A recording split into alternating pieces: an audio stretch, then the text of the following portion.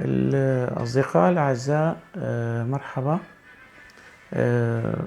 راح أحاول في هالفيديو أتناول موضوع هو تقريبا حديث الساعة الكردية والعربية والتركية والشرق أوسطية، ويشغل العالم أيضا وهو مهم للغاية. هذا الموضوع بتقديري هو مسألة استفتاء المزمع إجراؤه في 25 سبتمبر المقبل، وما سيترتب عن هذا الاستفتاء من استحقاقات قومية وديمقراطية وقانونية.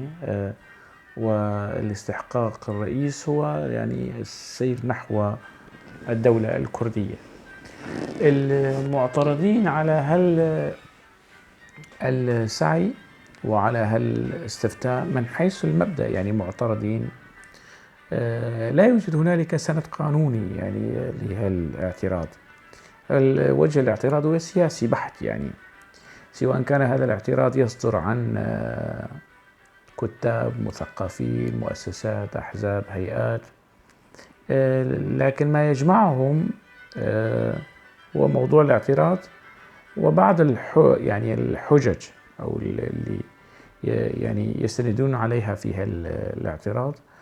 من ضمن هنالك مستويات للممانعة. هنالك من يكتب على أساس أنه حريص على الشعب الكردي وحريص على المنطقة وأمن واستقرار المنطقة، وعلى أن لا يترتب على هذا الموضوع المزيد من الكوارث اللاحقة بالشعب الكردي. من هذه الزاوية تتم المعالجات أنه الوضع الراهن جيد بالنسبة للأكراد، وأي سير نحو الدولة والاستقلال سيكون له كوارث. في هذا السياق يتم شيطنة مفهوم الاستقلال على أنه انفصال، أو بشكل أو بآخر إضفاء صبغة سلبية على هذا الحق. هو حق منصوص عليه في الميثاق العالمي لحقوق الإنسان، في الشرائع والقوانين الدولية، وحق الشعوب في تقرير المصير، حق تقرير المصير. هذا السعي الاستقلالي وحق الاستقلال بشتى الوسائل يتم التعامل معه فيما يتعلق بالموضوع الكردي بكثير من الفوبيا والتهويل، وبكثير من الإطفاء أو محاولات إطفاء السلبية، أو على أنه شيء مشين وغير لائق وغير أخلاقي من جهة، وغير مناسب لا تسنح به الظروف من جهة. باعتقادي أنه بقاء شعب يناس تعداده ما بين 30 إلى 40 مليون في منطقة الشرق الأوسط من الأكراد طيلة هذه الفترة على أنهم بدون دولة هو عار، عار على جبين الإنسانية، على جبين هذه الدول الشرق الأوسطية والجهات الشرق الأوسطية التي تعرقل هذا الحق الطبيعي للأكراد. طبعا عندما تسأل هذه الجهات أو الأشخاص أو المثقفين أو السياسة هل أنت مع حقوق الشعوب في تقرير مصيرها؟ نعم، أنا مع حقوق. الإسلاميين مع حق كشمير في الانفصال عن الهند، لكنهم ليسوا مع حق الأكراد في الانفصال عن تركيا أو الاستقلال عن تركيا أو الاستقلال عن العراق أو الاستقلال. حتى مستويات. مثلا السياسي السني ذو التوجه السني ربما، ليس أكيد، ربما يكون مع حق استقلال أكراد إيران عن إيران، عن دولة إيران، لأنه هي دولة تختلف معه طائفيا، لكنه بالضد من استقلال الأكراد عن تركيا أو عن العراق أو عن سوريا. خلفية الرفض هي خلفية قومية وطائفية ودينية، مزيج من اليساري العلماني أو الليبرالي أو الديمقراطي أو هالتصنيفات. أيضا وجه الاعتراض منهم من يعتبره حرصا على الأكراد، ومنهم أنه حرصا على المنطقة وأمن استقرار المنطقة، وكأنه هذه المنطقة عاشت استقرارا يعني طيلة كل هذه، يعني من بداية الثورة أو الانتفاضة على على العثمانيين، وحتى الآن لم تعش وقبل ذلك أيضا يعني لم تعش المنطقة استقرارا. سبب القلاقل، والأكراد لم يكونوا يحظون بدولة، ولكن مع ذلك كان هنالك فتن وقلاقل وحروب ومشاكل ما بينها في المنطقة. لم يكن الأكراد سببا فيها حتى أو سعيهم التحرري سببا فيها، على العكس يعني. وبالتالي يعني السعي نحو الاستقلال لن يدمر هذه المنطقة، الاستقلال الكردي يعني، أو لن يدخلها في نفق لا نهاية له، فالمنطقة أصلا موجودة في هذا النفق وتعوم على بحر من الأزمات. ربما أبرز هذه الأزمات هي الأزمة الكردية أو القضية الكردية والمشكلة الكردية. وبالتالي هذا الوجه من الرفض أيضا يتقاطع، أو يعني الرفض أو الممانعة العلمانية اليسارية للسعي الكردي، وأيضا له بعد قومي يحاول أن المحافظة على الوضع الراهن، لأنه يعتبر يعني إهانة لدولته ولكيانه ولشخصيته وتكوينه، أنه إذا استقل الأكراد أو أخذوا جزءا من مملكته من أرضه، يعني هيك يعتبرها أنه هذه المنطقة مطوبة تاريخيا باسم هذا وهي الكيانات أصلا كلها مصطنعة. يعني الكيانات المعروفة مثلا تركيا، العراق، سوريا، لبنان، الأردن، كلها، فلسطين، إسرائيل، هي كلها كيانات نشأت يعني بعد الحرب العالمية الثانية. والأوروبيين الذين يعني الآن يعيبون على الأكراد أنهم يلجؤون إلى الغرب لتأسيس أو تشكيل دول، وينسون أنفسهم أنه الغرب هو نفسه سبب تشكيل وتكوين هذه الدول التي يحافظون على حدودها. الآن يعتبرون يعني الأكراد ليسوا الأجانب، يعني الأكراد هم ليسوا الأول ولا الأخير يعني في سياق مسعاهم التحرري أو استقلالي يلجؤون للخارج، لا. يعني الأكراد تعلموا من العرب وتعلموا من الأتراك في هذا السلوك، أنه لولا الإنجليز والفرنسيين هل كان بمقدور العرب التحرر من الاحتلال العثماني؟ لا. لجأت الأحزاب والشخصيات والتيارات العربية مطلع القرن المنصرم إلى اللجوء للأجنبي المختلف عنه ثقافيا ودينيا وتاريخيا للتحرر من الاحتلال العثماني الإسلامي. بمعنى يعني ما كان يجمع الأتراك بالعرب أكثر بكثير مما يجمع الأكراد بالإنجليز والفرنسيين، ورغم ذلك استعان العرب بالإنجليز والفرنسيين للتحرر من العثمانيين، من ظلم العثمانيين. فإن كان الأكراد وفق التقييمات الحالية في العلاقة مع الخارج والأجنبي خونة ومتآمرين، فهذا ينطبق على المنظمات والجمعيات والأحزاب والشخصيات العربية 24 قيراط. يعني ينطبق على أصحاب هذا الرأي قول النحوي أبو الأسود الدؤلي، يعني لا تنهى عن خلق وتأتي مثله عار عليك إذا فعلت عظيم. هم لا يأتون بمثل هذا، بل أتوا بمثل هذا السلوك الذي ينهون عنه حاليا. يعني فالمبررات فيما يتعلق بالتهويل والفوبيا الكردية وفوبيا الدولة الكردية بتقديري هشة، ليس لها سند قانوني ولا أخلاقي، إنما لها مسوغات سياسية على خلفية دينية وقومية لا أكثر. يعني هذا من جهة. من جهة أخرى أحيانا حتى ضمن الوسط الكردي يعيبون على الأكراد السوريين الاهتمام بهذه المسألة، يعني مسألة استقلال كردستان العراق، أو هي حاليا كردستان العراق، لكن غدا يعني لن يكون اسمها كانت كردستان العراق وستصبح كردستان، يعني دولة العراق لحالها ودولة كردستان لحالها.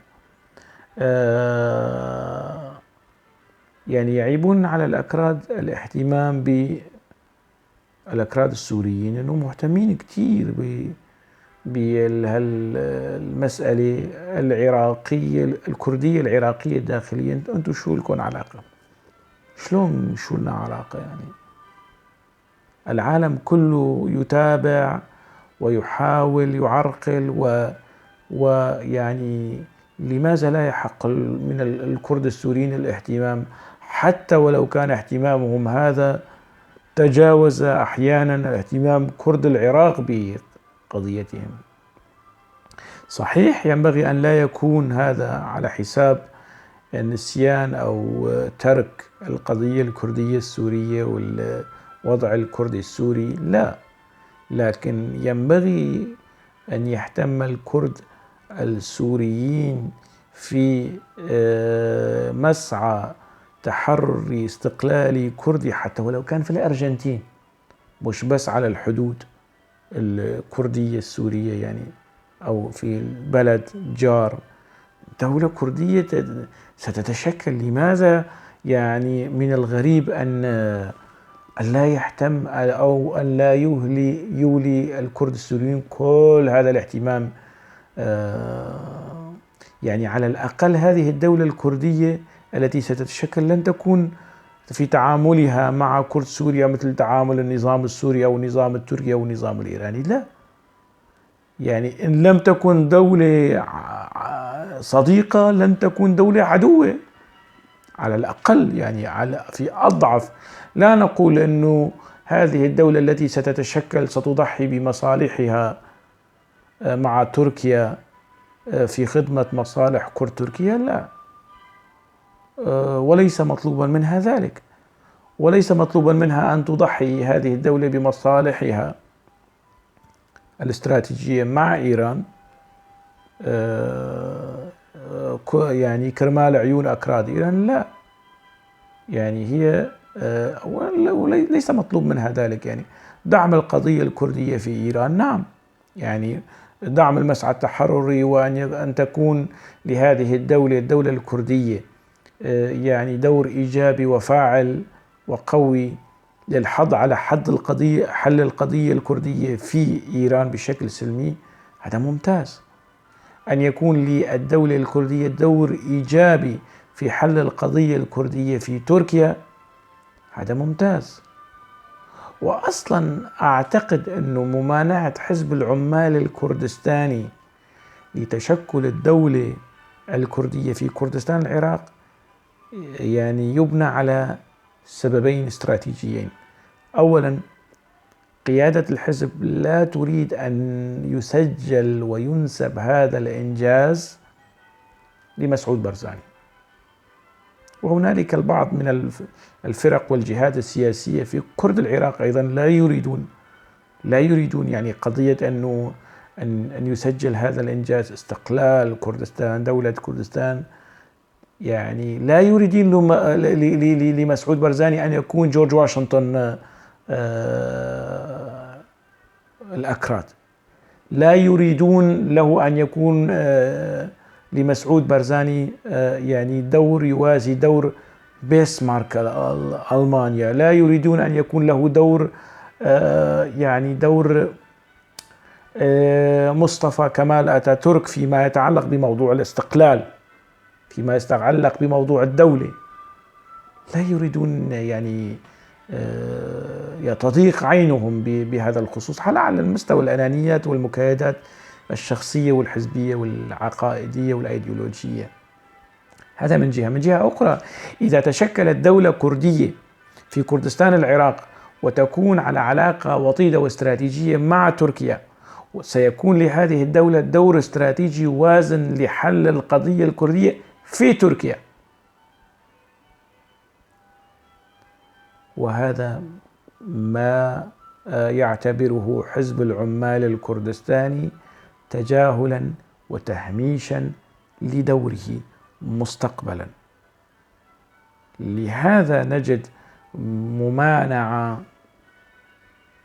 يعني تجهر أو تفصح عن نفسها أحيانا، وتمارس التقية والتواري أحيانا أخرى. نحن مع الاستقلال لكن كذا كذا كذا. طبعا هذا التوجه في هنالك تحالف خفي ما بين حزب العمال الكردستاني وبعض المجموعات التي أتينا على ذكرها، مثلا التي تتعامل مع استقلال كردستان بمنطق المكايدة، بمنطق الأنانية الحزبية يعني، وتطرح مقولات أو أفكار هي يعني ينطبق عليها كلمة حق يراد بها باطل. مسألة الإصلاح الإداري، مسألة مكافحة الفساد، نعم يعني منطقة كردستان العراق الطبقة السياسية الحاكمة في السليمانية حتى ضمن حركة جوران هنالك فاسدون. نيشيروان مصطفى يعني مؤسس الحركة وأيضا متورط في عمليات، مش بس متورط في عمليات فساد، يعني يده ملطخة بالدماء، الله يرحمه، يعني يده ملطخة بدماء الشيوعيين وبدماء الأكراد، ويعني له ماضي عنفي سيء سيء. يعني كل القيادات بدون استثناء لهم أخطاء ولهم عيوب ولهم مثالب، ومتورطون في يعني الطبقة السياسية الحاكمة والمعارضة في كردستان العراق لا يوجد فيها ملائكة. هم ليسوا شياطين لكنهم ليسوا ملائكة أيضا، يعني اللهم ما يعني ندر ويعني ما وهم قلة يعني في هذا الخصوص. وبالتالي عملية الإصرار على مكافحة الفساد لتكون لها الأسبقية على الموضوع الاستقلال، هذا يشبه وضع العربي أمام الحصان. لا، خليه تتشكل دولة كردية ويبنى هذا البيت، وترتيب الوضع الداخلي للبيت يأتي لاحقا. هكذا يكون المنطق، يعني لا أنه تكافح الفساد وكذا. مكافحة الفساد بدها مؤسسات، بدها استقلالية تامة، بدها يعني وهي مسألة يعني طويلة المدى، مش فعل ميكانيكي، يعني مش فعل أوتوماتيكي أنه خلاص تشكلت الدولة أو انتهينا من الفساد خلاص صار بالإمكان يعني تشكيل الدولة. لا، هناك أمور كثيرة، يعني إصلاح إداري، إصلاح اقتصادي. الظروف الآن بتقديري مهيئة للدولة الكردية، وسيأتي على الحديث في هذا الخصوص. وكتبت في مقالات أيضا يعني أنه كثيرون يعيبون على الأكراد أنهم يستفيدون من الظروف الخارجية، وذكرت أنه العرب أيضا استفادوا من الظروف الخارجية ومن العامل الخارجي ومن العامل الأجنبي والظروف الإقليمية، وتحرروا من العثمانيين. وأيضا يعني استنزاف الفرنسيين والبريطانيين في الحرب جعلهم ينسحبوا وينكفئوا إلى بلدانهم، استقلت البلدان الشرق أوسطية، سوريا والعراق، وصار جلاء وصار استقلال وكذا كذا. وأيضا يعني هل الظروف لا يعني أصلا إذا لم يستفد الأكراد من هذه الظروف، هذا ما ينبغي أن يسجل على الأكراد. إذا لم يستفد مسعود البرزاني من هذه الظروف إلى الحدود القصوى، يعني ينبغي أن نحاكم مسعود برزاني على عدم استغلاله لهذه الظروف. يعني لا يجوز أن تمر هذه الظروف المواتية والمناسبة تماما لقيام الدولة الكردية، يعني القيادات الكردية تتفرج وتتراخى وتتكاسل وتتحجج وما إلى ذلك. لا يوجد أي مبرر أو حجة للطبقة السياسية الحاكمة والقيادة الكردية حاليا أن تمانع يعني أو تتململ أو كل الضغوط. يعني الآن هنالك ضغوط. قبل يعني البارحة أو قبل البارحة كان وزير الدفاع الأمريكي في هولير وفي مسعى ضغط على قيادة كردستان العراق أنه تؤجل. لا نريد يعني إلغاء الاستفتاء، تأجيل الاستفتاء. لا، التأجيل هو الخطوة الأولى للمطالبة بالإلغاء. يعني ليش التأجيل؟ لماذا تطالبون بالتأجيل؟ يعني بتقديري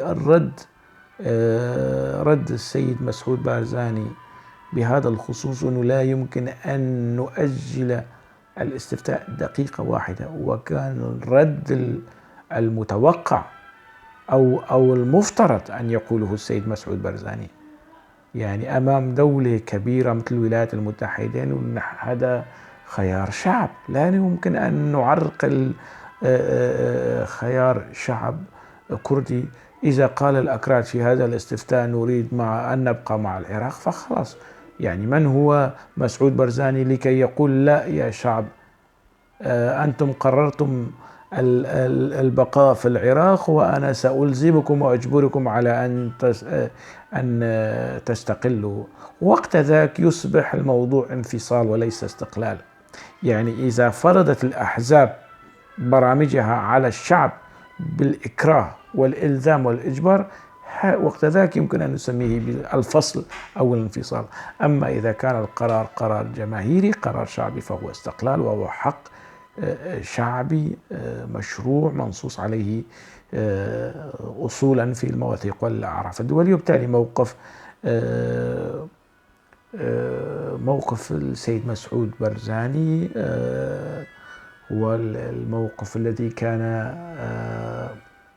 وفق المعطيات والظروف، هو الموقف الذي يعني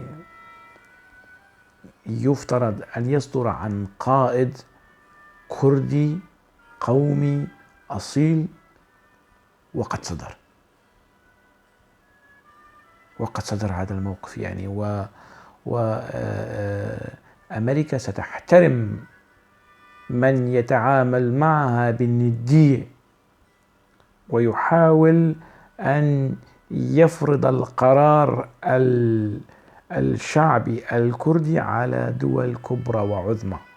يعني مسعود بارزاني الذي قال لن نؤجل أو لا يمكن أن نؤجل الاستفتاء دقيقة واحدة لوزير الدفاع الأمريكي، هذا كلام يرسل إلى أردوغان ويرسل إلى روحاني وخامنئي ويرسل إلى الكل، مش بس يقال. يعني واحد بيقول لأمريكا لا، أرفض هذه الضغوط وسنمضي. ما معنى هذا الكلام؟ هذه الرسائل موجهة لكل هذا الفريق الممانع، وكانت الرسالة في محلها وفي الاتجاه الصحيح وفي المكان الصحيح وفي الزمان الصحيح. السيد مسعود بارزاني أرفق هذا الموقف الشجاع والقومي والأصيل، أرفقه بفكرة الدولة الكردية، أنه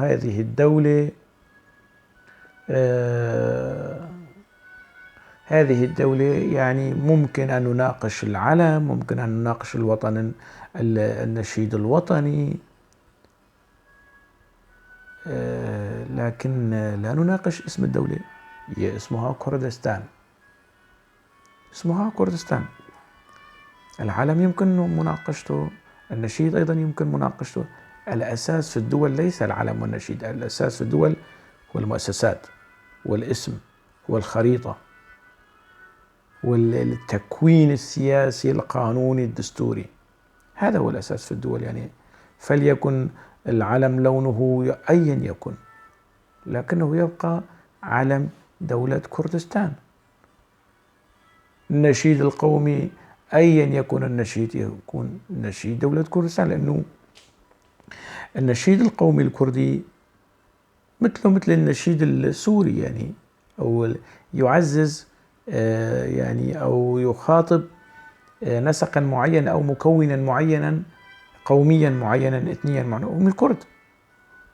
يعني النشيد السوري أيضا فمنا الوليد ومنا الرشيد فلم لا نسود ولم لا نشيد، في نزوع عنصري للعروبة، وكأنه هذه الأرض لا يعيش فيها السريان والأرمن والتركمان والأكراد وما إلى ذلك مكونة العرب.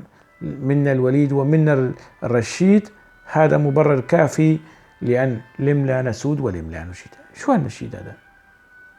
لازم يتغير هذا النشيد السوري.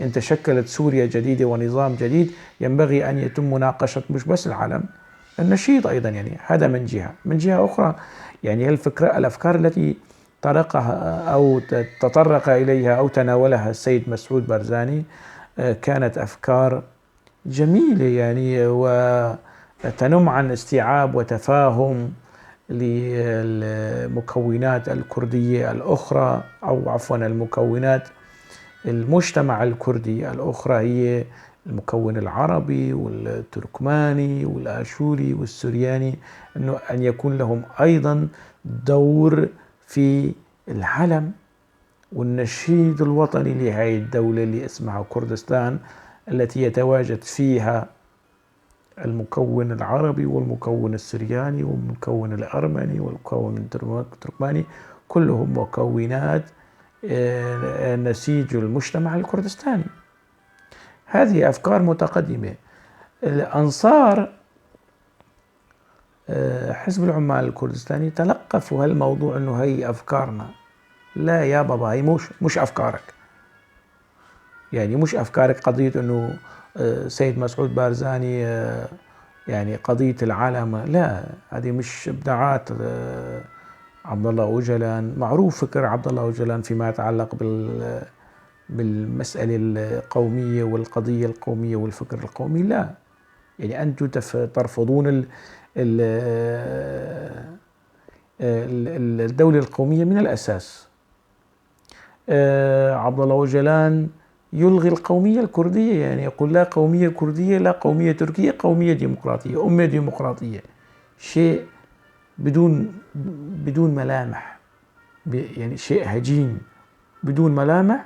طبعا هذه الفزلكة الفكرية أو الطروحة الفكرية يشوبها ما يشوبها من علل وأخطاء على صعيد علم الاجتماع، على صعيد يعني الأنثروبولوجيا، تاريخ الأعراق والأجناس والكذا.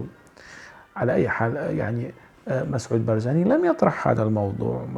مسعود بارزاني طرح فكرة أنه العالم يتم تغيير العالم، وهذا عادي، وصار في كل روسيا. يعني تغير علمها إلى المنجل والمطرقة 70 سنة ثم عادت إلى سوريا، تغير علمها يعني أكثر من 3-4 مرات.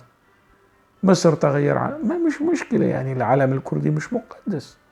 لا، حق الأكراد في الدولة هو حق مقدس. العلم لا. النشيد القومي ليس مقدس، ممكن أن يتغير، لكن حق الأكراد في الدولة لا يمكن المساومة عليه. أما ما يتعلق تجربة حزب العمال الكردستاني وعبد الله أوجلان، ساوم على الدولة، ساوم على حق الأكراد في الدولة. مش بس ساوم، شيطن وانتقد. يعني مش بس تنازل في تركيا، يرفض هذا وفي أماكن كثيرة، يعني يحذر الدولة التركية من قيام كيان كردي، وهذا موثق في كتب أوجلان وتصريحات أوجلان. يعني تجوا بتقارنوا حالكم بمسعود بارزاني وبتقولوا والله هذا يستلهم من أفكارنا قضية أنه تغيير العلم ويعني النشيد القومي، هذا شيء بشكل أو بآخر يستلهم من أفكار ساروك آبو وساروك أوجلان وتجربة حزب الله. شو التجربة؟ يعني أنتم ماذا غيرتوا؟ الأفكار التي طرحتموها هل ترجمتموها على الأرض؟ أين؟ ستقولون لي روجافا؟ أي روجافا؟ أي روجافا؟ كل قيادة حزب بيدا في أوروبا، رئيس حزب بيدا يعني صار له رئيسين، فؤاد عمر في أوروبا، صالح مسلم في أوروبا، رغم أنه عندهم سلطة. يعني حزب آل خليل يأتي إلى أوروبا ويعني ويطرح أفكاره أنه نموذج حزبه ينبغي أن يدرس ويحتذي به، فليقنع رفاقه بالعودة، فليقنع قيادة بياديه بالعودة إلى روجافا. طيب، قيادة حزب العمال الكردستاني كانت موجودة في دمشق، ولم يكن هنالك سلطة كردية، ولم يكن هنالك إدارة كردية. الآن قيادة حزب العمال الكردستاني لماذا لا تنقل مقرها طالما هي واثقة، وطالما آل خليل واثق من أفكاره ومشروعه وكذا وأموره، فلتأتي قيادة قنديل من قنديل إلى قامشلو وتستقر. هل آل خليل قادر على حماية قيادة حزب العمال الكردستاني في دولة روجافا، في سلطة روجافا؟ هل هو قادر على فعل ذلك؟ يشيد بها المنظومة الفكرية وهالخزعبلات يعني يقنع من؟ يعني بإمكانه أن يقنع البسطاء، بإمكانه أن يقنع الذين يصفقون ويهربجون ويشوبشون يعني. لكن أي منطق في هذا الأسلوب في المقاربة؟ يعني مسعود برزاني في هذه يستلهم أو من أفكارنا ومشاريعنا. شو الخرافة يعني؟ تضحكوا على مين؟ تضحكوا على حالكم يعني. فارق شاسع ما بين ما طرحه مسعود برزاني وما تطرحونه أنتم. يعني الأسيميلاسيون والتذويب.